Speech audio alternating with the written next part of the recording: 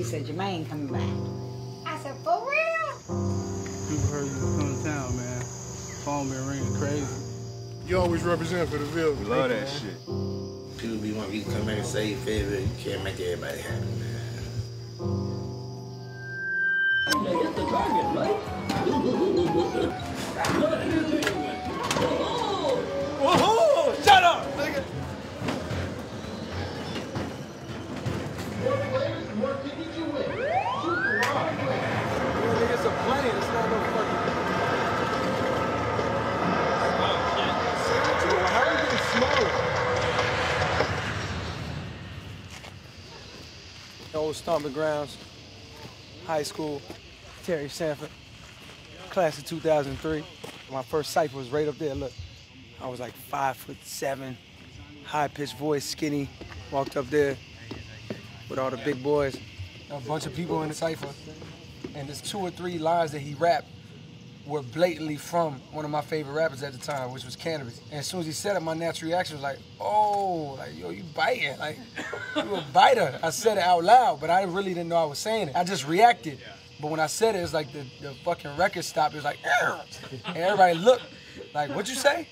Because, you know, everybody want to instigate and pump it like, yo, what you say? Speak up. And I was like, yo, he bit the whole line. Like, he just stole that line from Kansas. You know that. He's looking at me like, you rap then.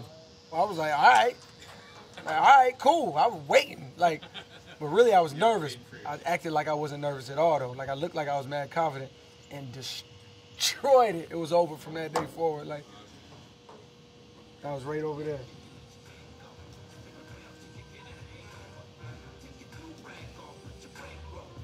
Can't go through the band, can't go. Triple step right, left, and you let your man go. Spin around till you get a hangover.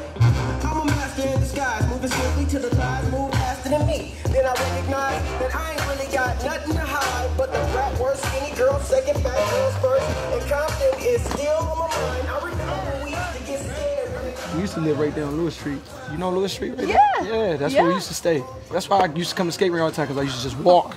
Shit. That was my babysitter. But then we moved like maybe a mile and a half away to this street called Forest Hills off Kane Road. And when we got there, it was like, damn. Like, I had my own room, my brother had his room. You know what I mean? Like, we had a front yard, driveway. It was like, damn, we came up.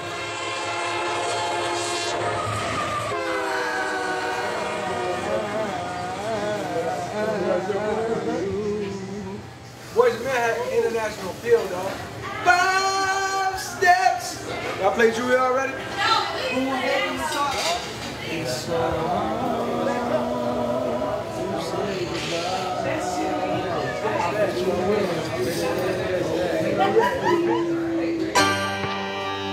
See that? That's why I am.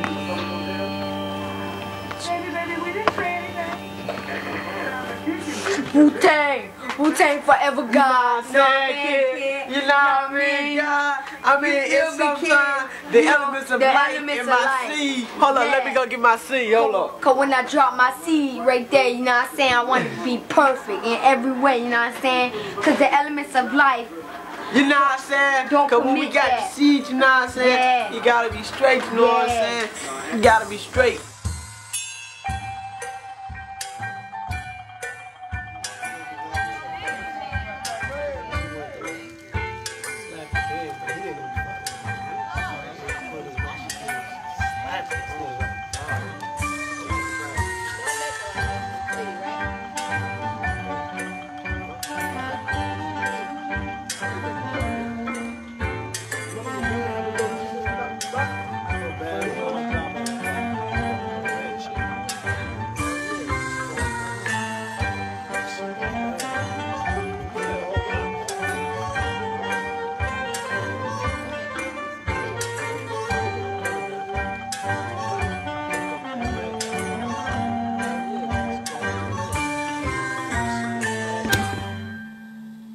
I've gotten to this point in my career and realized that, yeah, I got a lot more dreams and I want to go further, but at the same time, I don't want it if it's at the expense of my happiness, and I don't want it if it's at the expense of my sanity, or if I have to become someone who's so out of touch with what's real, the people that love you and the people that you love.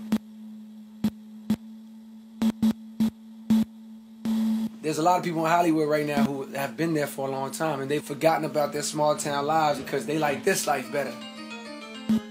But this shit ain't real.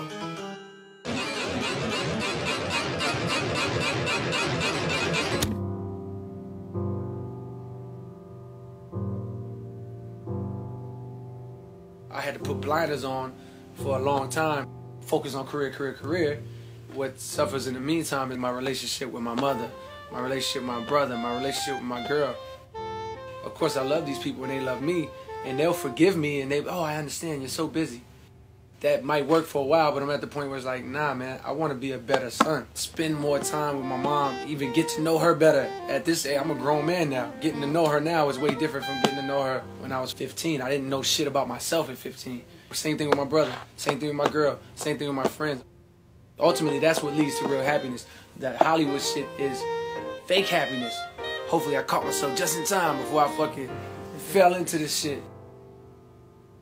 You totally get fooled by the artificial shit that feels real, but it doesn't last. The real shit is permanent and forever.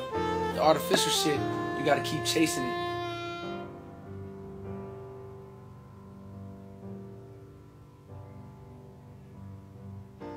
There was a time when my happiness depended on how successful I was in my career, but real happiness doesn't come from that.